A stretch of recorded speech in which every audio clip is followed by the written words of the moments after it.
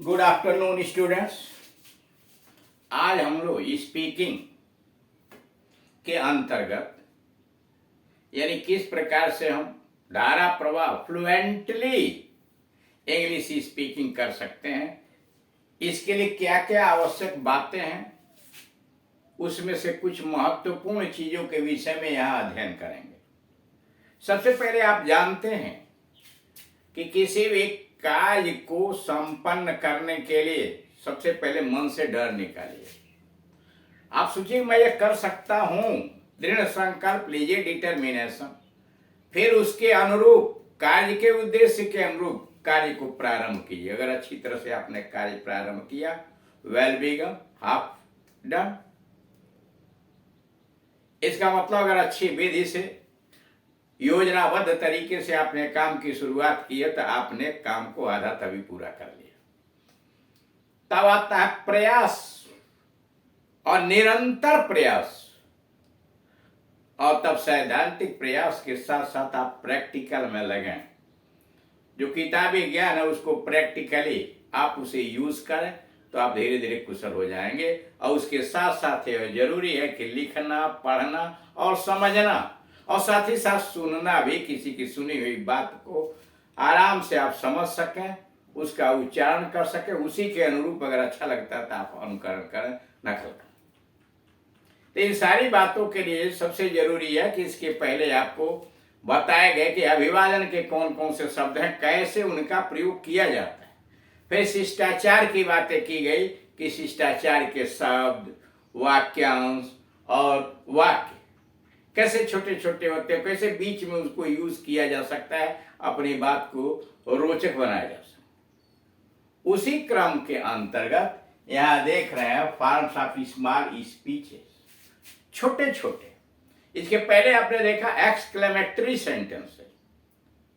Exclamatory sentences के अंतर्गत बहुत छोटे छोटे एकाध शब्दों का एक समूह होता था जिसके द्वारा आप अपने सुख, दुख, आश्चर्य, क्रोध, घृणा इत्यादि की तीव्र भावनाओं को व्यक्त कर लेते हैं और अपने बातचीत की शैली में उनको बार बार यूज करते हैं। उसका लाभ यह होता है कि आपकी शैली रोचक भी बन जाती है, बड़े आराम ढंग से आप आश्चर्यबोधक वाक्यों का निर्माण भी कर लेते हैं, बोल भी लेते हैं। आज यहां पर यह है कि छोटे छोटे वाक्यांश कैसे वाक्यों का अर्थ लिए रहते हैं। आप जानते हैं स्पीकिंग इंग्लिश के अंतर्गत होता यह है कि कम शब्दों का प्रयोग किया जाए और अधिक से बात को समझाने का प्रयास किया जाए।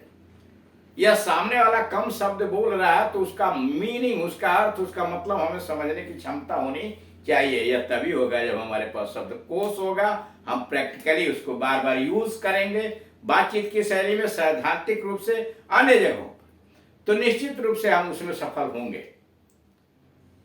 अब यहां पर जो है पूरा वाक्य नहीं दिया जा रहा है, उस वाक्य के कुछ शब्दों का प्रयोग जितना आवश्यक है, जितने में हम अपनी बात को दूसरों तक पहुंचा सकें। यानी छोटे छोटे स्पीचेज हैं, स्मॉल फ्रेजेज हैं, जिनका प्रयोग बातचीत शैली में किया जाता है।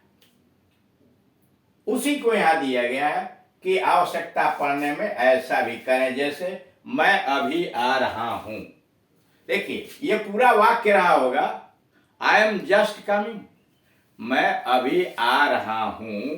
पूरा वाक्य तो यही हुआ, आई एम जस्ट कमिंग, मैं अभी आ रहा हूं। लेकिन यहां क्या किया गया, आई एम पूरा दिया गया, जस्ट कमिंग, जस्ट कमिंग, मैं अभी आ रहा। अब इससे जस्ट कमिंग सुन के सामने वाला भी समझ जाता है कि ये अभी आ रहे हैं, पूरा बोलने की उसको जरूरत नहीं है। वाक्य के एक भाग को केवल हमने बातचीत की शैली में कह दिया, जस्ट कमिंग, तो हो गया। दूसरा है बहुत अच्छा, कोई काम सामने कर रहा है, खेल रहा है या किए जा रहा है, तो आप शाबाशी देने के लिए क्या कहेंगे, वेरी वेल, बहुत अच्छा, वेरी गुड, बहुत अच्छा। इससे उसको प्रोत्साहन मिलता है, काम में और तीव्रता ले आता है जब आदमी उसकी शाबाशी करता है। तीसरा अच्छी बात है, it's fine, it's very good, अच्छी बात है, it's fine, it's very good. सामने वाला अगर कोई बात कह रहा है और आपके इच्छा के अनुरूप कह रहा है या आप उसका समर्थन करना चाहते हैं तो आप वहां बोलते हैं इट्स फाइन, अच्छी बात, इट्स वेरी गुड, बहुत अच्छा। यानी कार्य की शैली, बातचीत, योजना, उससे सहमत आप तो कहते हैं it's fine, it's very good. अगला है जैसी आपकी मर्जी, एज यू लाइक या एज यू प्लीज। मान लीजिए सामने वाला व्यक्ति आपसे कह रहा है कि क्यों ना हम लोग खूब सवेरे प्रातः 6 बजे ही घर छोड़, और आप उसकी बात से समर्थित, उसे तर्क भी दिया कि सवेरे हम लोग चल लेंगे तो धूप से बच जाएंगे, टाइम से पहुंच भी जाएंगे, तो आपने उसके ऊपर छोड़ दिया एज यू लाइक, मतलब वह जैसा चाहेगा आप उसके अनुसार करेंगे, या एज यू प्लीज, जैसे आप खुश हो वैसे कीजिए, मतलब जैसी आपकी मर्जी। अगर उसने कहा कि सवेरे चलेंगे या शाम को चले, आप सहमत हैं उसकी बात से, तो आप कहते हैं एज यू लाइक या एज यू प्लीज, जैसे हिंदी में जैसी आपकी मर्जी वैसे कीजिए। मतलब हम आपके कार्य में कोई दखल नहीं लेंगे। और कुछ, जैसे मान लीजिए कुछ आप परोस रहे हैं, किसी को कुछ दे रहे हैं, खा रहा है, तो उससे पूछते हैं और कुछ लीजिएगा, एनीथिंग एल्स। या कोई बात कह रहा है और कहते कहते चुप लगा तो आप कहें और कुछ, एनीथिंग एल्स, मतलब कोई वस्तु के लिए भी, बातचीत के लिए भी एनीथिंग एल्स का प्रयोग किया जाता है। एनीथिंग एल्स, बस रहने दो। मान लीजिए आपसे कोई बातचीत कर रहा है, बढ़ा चढ़ा के कह रहा है, या गुस्से में बातचीत कर रहा, बहुत बोल चुका, बहुत कुछ कह चुका, तो आप वहां क्या कहते हैं, दैट्स है ना, बहुत हो गया, बस रहने दो, बहुत हो गया, दैट्स एनफ। इस सम्मान के लिए धन्यवाद। मान लीजिए आप कहीं गए या अन्य कोई चीजें हैं, 4 लोग हैं, उसमें आपको सम्मानित किया जाता है या सम्मानित पदवी से आपकी सराहा जाता है, प्रशंसा की जाती है, तो आप वहां क्या कहेंगे कि थैंक्स, धन्यवाद देंगे जो भी सम्मान आपको प्रदर्शित कर रहा है, thanks for this honour, thanks, धन्यवाद, फॉर दिस ऑनर, इस सम्मान के लिए बहुत बहुत धन्यवाद, many many thanks for this honour. आपकी मर्जी है, पूरा बोले ना, बस थैंक्स फॉर दिस ऑनर। अच्छा, ओके, अच्छा, ओके, क्यों नहीं। अगर मान लीजिए कोई बात कहता है तो हिंदी में बार बार उसके साथ आप क्यों नहीं कहते, हम लोग बस से चले, क्यों नहीं चले, मतलब चले, वाई नॉट, क्यों नहीं, क्यों नहीं, वाई नॉट। थोड़ा सा भी नहीं, मान लीजिए कोई करा थोड़ा ले लीजिए, थोड़ा चावल ले लीजिए, थोड़ी सब्जी ले, कुछ ले लीजिए, थोड़ा ले लीजिए, तो आप कहते हैं नहीं नहीं थोड़ा सा भी नहीं, no not a bit, bit का मतलब अंश, टुकड़ा, नॉट ए बिट, थोड़ा सा भी नहीं, नॉट ए बिट। यानी अगर कोई आपको कह रहा है कि थोड़ा और ले लीजिए भोजन ही या अन्य कोई सामग्री थोड़ा और, तो आप बिल्कुल लेना नहीं चाहते तो आप क्या कहते हैं, नॉट ए बिट, थोड़ा सा भी नहीं। अच्छा चलें, टाटा, अच्छा चलें, टाटा, कल मिलेंगे या कल देखेंगे, कल मिलेंगे, कल देखेंगे, सी यू टुमारो, कल मिलेंगे या कल देखेंगे, सी यू टुमारो, कल मिलेंगे। आप बातचीत कर लेते हैं किसी भी व्यक्ति के साथ, और जाते समय वो क्या कहता है, गुड बाय, कल मिलेंगे, सी यू टुमारो। इसके बाद आता है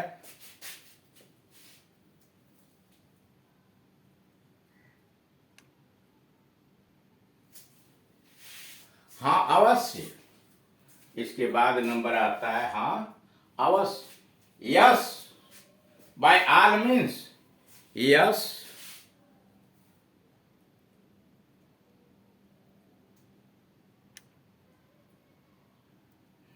यस, बाय ऑल मीन्स, हाँ अवश्य।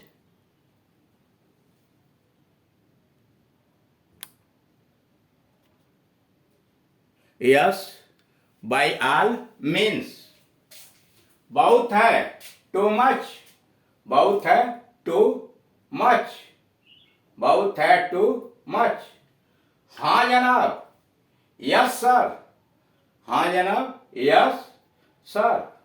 नहीं कभी नहीं, नहीं कभी नहीं, नो नॉट एट ऑल। मान लीजिए कोई कह रहा है कि वहां आप जाएंगे तो आप क्या करते हैं, नहीं मैं कभी नहीं जाऊंगा। No not at all, no not at all. 17 कोई बात नहीं, नेवर माइंड, कोई बात नहीं, never mind. Doesn't matter, doesn't matter, कोई बात नहीं।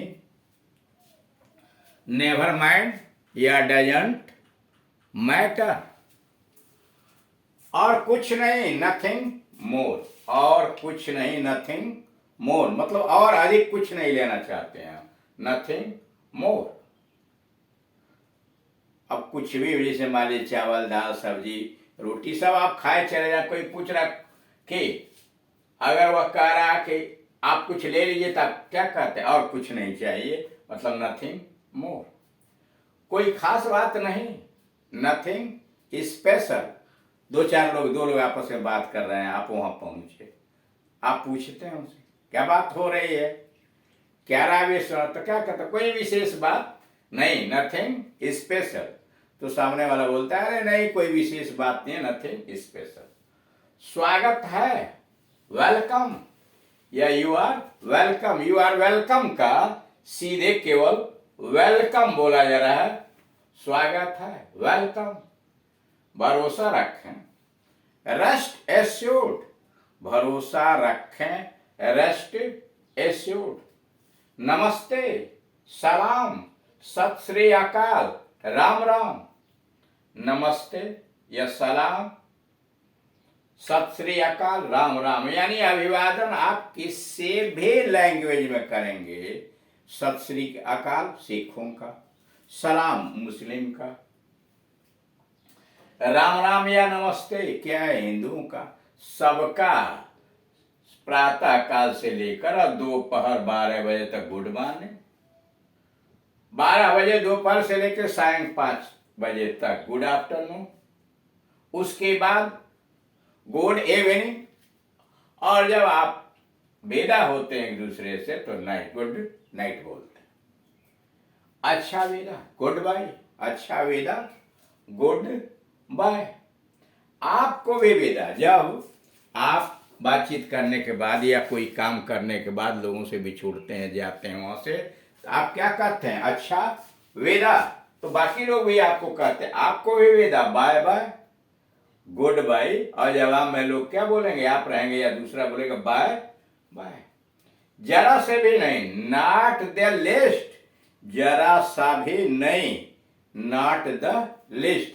अगर मान लीजिए कहता कोई नहीं नहीं थोड़ा ले लीजिए, थोड़ा भी, तो आप कहते हैं जरा से भी नहीं चाहिए, नॉट द लिस्ट। नोट, ये लगभग वाक्यांश हैं, ऊपर जो दिए गए हैं ये क्या है, लगभग वाक्यांश हैं, पूर्ण वाक्य नहीं, परंतु इनसे पूर्ण वाक्य जैसा काम लिया जाता है, यानी बातचीत की शैली में इनका प्रयोग करके पूर्ण वाक्य जैसा भाव निकाल लिया जाता है, चाहे बोलने में या समझने की शैली में।